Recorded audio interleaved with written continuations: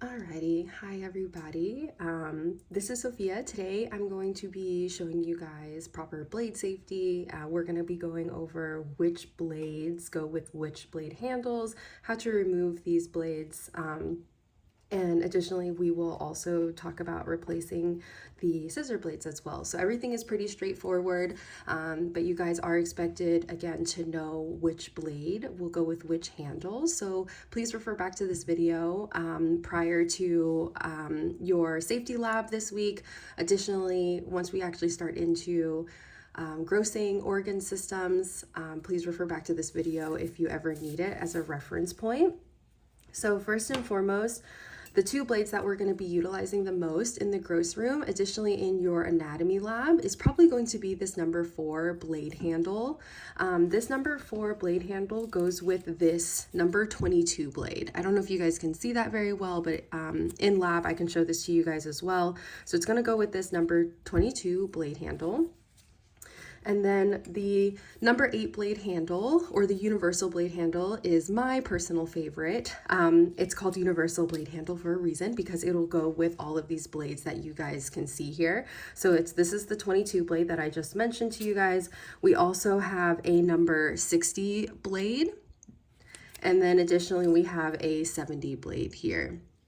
So I'll open up those and show you guys the proper technique onto how to put those on your blade handle. I would say that most PAs, and myself included, like to use the 60 or 70 blade.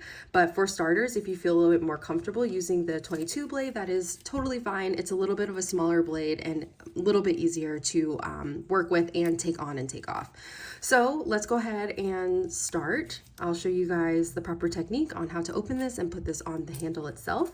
So one thing to keep in mind, we never want the blade to be facing our hand. So I like to remove it just like this. And although it seems like you want to place the blade so that it's facing the inner palm of your hand, you always want to have it facing away from you. So at this point, the blade itself, I don't know if you guys can see, hopefully, is going to insert right into this little slot right here. And I like to keep it just about at this point. And then to protect myself, specifically if you have like greasy fingers, or just for you guys getting started and you don't necessarily know the amount of force to use yet, to secure the blade, I like to press it down on a surface.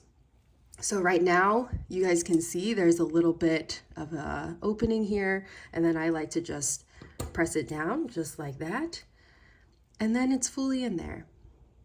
So again, the number 4 blade handle is only going to work with these 22 blades. That's what we have in our lab, and you can appreciate, compared to this 60 blade, it's a little bit smaller and easier to work with. So for removal, I like to turn my blade a little over to the side. I'll use my forceps. I'll kind of push the blade away from the handle itself, and at the same time, kind of slide the blade out. So from this point, the blade's pretty loose. I was able to just take it off with my forceps. I can show that to you guys again. So to insert, we have our blade like this. I'm going to go ahead and lock it in by placing it on our cutting board, and then to remove, kind of turn it on its side, and you use your thumb and you'll put pressure and kind of lift and push out at the same time. And then if you want to, you kind of can form another little pocket here, and you can just remove the blade just like that. So from this point, you guys all will have a sharps container next to your benches or whatever your workspace is. So you can just go ahead and plop that into your sharps container there. So pretty easy. I will say the removal of the blade tends to be a little tricky on the first go around. You don't necessarily know about how much force to apply. So we'll be able to practice that in lab together, but it's pretty straightforward. So I'm just gonna drop that right in there. And I will perform the same thing for the universal blade handle, which again is my preference. Each of you guys will have a universal blade as well as a number 4 blade in your kits that you will start utilizing closer to fall. So you guys can kind of play around with what your preference is. Again, there's no right or wrong. This is for you guys to practice and see what you like to do. So similar with this, I'm just gonna open it kind of halfway, and notice how my hand is never pointed towards the pointy end of the blade itself. We're always pointing it away. And so it's gonna line up like this. Make sure that you're not putting the blade on the other way. As you can see, it's not gonna fit there. So we've got it facing the right direction. We've kind of inserted halfway, and then we're gonna use our cutting board again to secure it in there. I will also say that some of these blade handles are new, so there is a little bit more resistance inserting the blade and taking it off. After the blade handle has been used a couple times, it's easier to remove the blade. So just be mindful of that. But whenever you're removing the blade, just make sure again that it's always pointed away from you at all times. So same concept. This one is a little bit harder to get off, like I said, because this blade handle has not been used before. It's new, but we're kind of just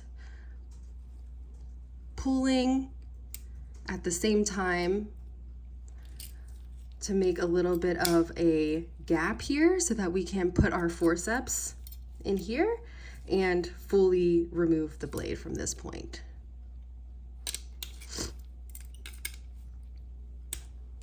And just like that.